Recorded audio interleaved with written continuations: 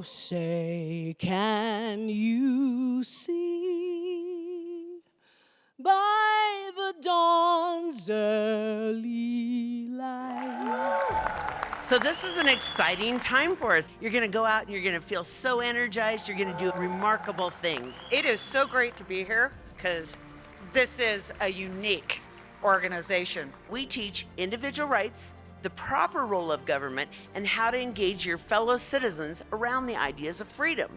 And how do you embrace freedom and reject force? LPR, you've got this amazing program, so it's a thrill to be at this gathering. What's wrong with our country is going to take a lot more than elections.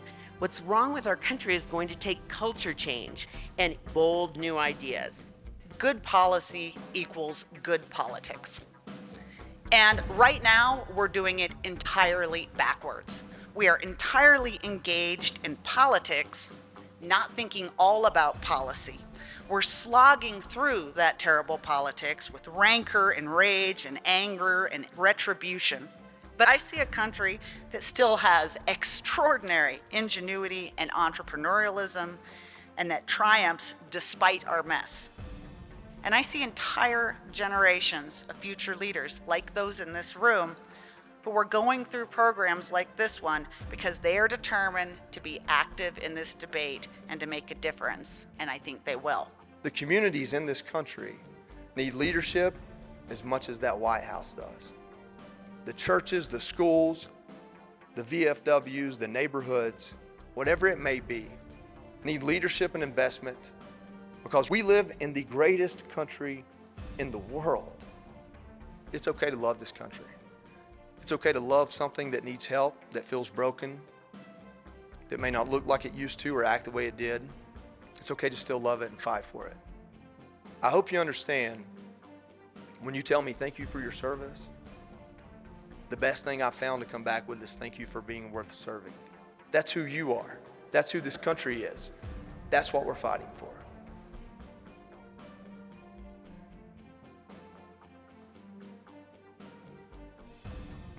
America is this big, wide, open, diverse, sometimes dysfunctional, imperfect, but always good country. Like every other society that I know of in the history of civilization, America caught the disease of slavery, but we beat it back. Racism is dead. Freedom lives. We've been free since, I placed the date of signing of the 1964 Civil Rights Act.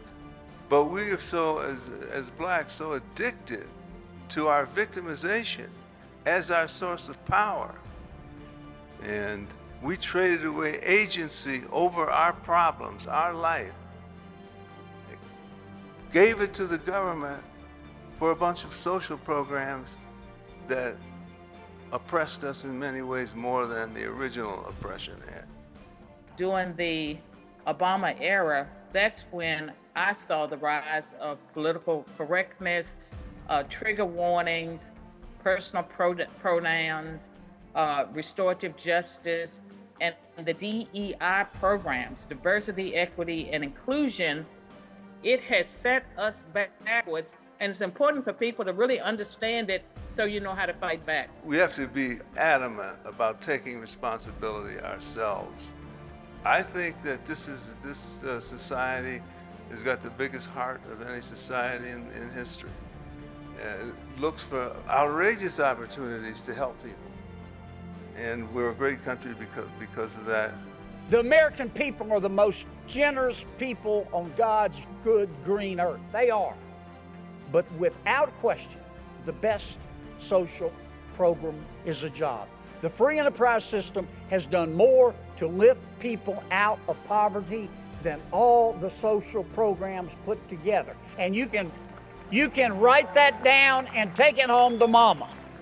I believe that the United States of America is star-spangled awesome. But We need more competition in our schools. Competition makes all of us better. We need more charter schools. We need more school choice. We need to find out which of our teachers can teach and pay them like the professionals that they are. Do you think the poor quality of public education in America today is always an accident or always just incompetence? No, I think they want people dependent on the government and not knowledgeable and not able to think for themselves or engage in critical thinking. And I can say from my personal experience that when I started college, there were liberal professors and conservative professors, and the university environment was a marketplace of ideas. And I have watched them change over the years. And yes, we do have a crisis. You have the potential to create a new majority, linking people who believe in the wisdom of the founding fathers, who derive their faith in a divine providence, and who frankly just operate out of common sense. This country was designed for people for whom politics is not the center of their being. It's designed for people who want to forget about politics if they can and get on with the serious business of living, which is your family, your faith, your hobbies, your work. That's what makes life meaningful, not politics. Big government is not the right idea. In a free society, when people are turned loose to put their ingenuity and their talents to work, you discover people who have talents that you can't imagine. I'm pleased that you people are committed to the principles of liberty. We proceed on the assumption there is a truth. We're engaged in a good faith search for truth. We listen to each other's arguments. There's certain rules that we follow. We don't engage in ad hominem attacks or violence or those sorts of things, because the rule of law is the backbone of the free society. Capitalism is a social system based on the recognition of individual rights. Rights to life, liberty, property, and the pursuit of happiness, in which the sole purpose of government is to protect those rights, and its only functions are police, courts, and national defense. I think we can all agree that the world feels a little unmoored right now. If people are concerned about deterring another war, which is what having a strong military is all about, the U.S. needs to remain engaged in the world and cannot afford to withdraw. Our mission, should we choose to accept it, is to become the freest, most capitalist America we've ever been, and to do it over the next 50 years. The time frame makes this doable, but it's also symbolic, because roughly 50 years from now, we're going to celebrate the tricentennial of the Declaration of Independence. More than enough time if we get going soon and get some real leaders, unabashedly capitalist leaders. Timeless principles. We cannot return to them too often.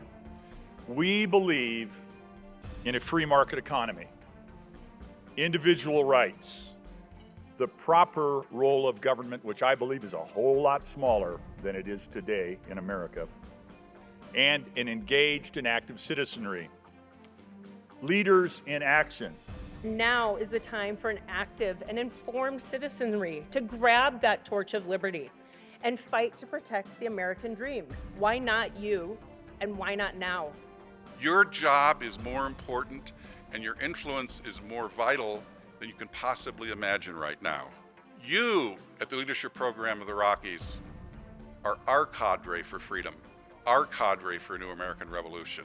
Today, as we navigate through challenging and what feels like impossible times in our country, it's crucial to remember the power of faith and a strong foundation, a steadfast adherence to principles. I came to salute LPR. I came to salute you for the emerging leaders that you have trained and developed. I came to salute you for being a force for America's founding principles that sometimes we lose sight of. And I came here to salute you for giving a damn. We are the individuals who put the unum in e pluribus unum, who persuade, who speak, who learn, who study, and do the hard things that many Americans are unwilling to do to convey liberty to our posterity. We're the architects of change, driving forward with unwavering determination and decisive purpose. We are individual rights activists, role of government monitors, and defenders of freedom champions. Nobody's going to stop us. Freedom has a promising future and hope, not only on this continent, but throughout the world. You all are leaders in action on behalf of you and the work you do every day in your community, on behalf of my state and my country and our world. Thank you so very much, Leaders in Action. This is your Army for Freedom.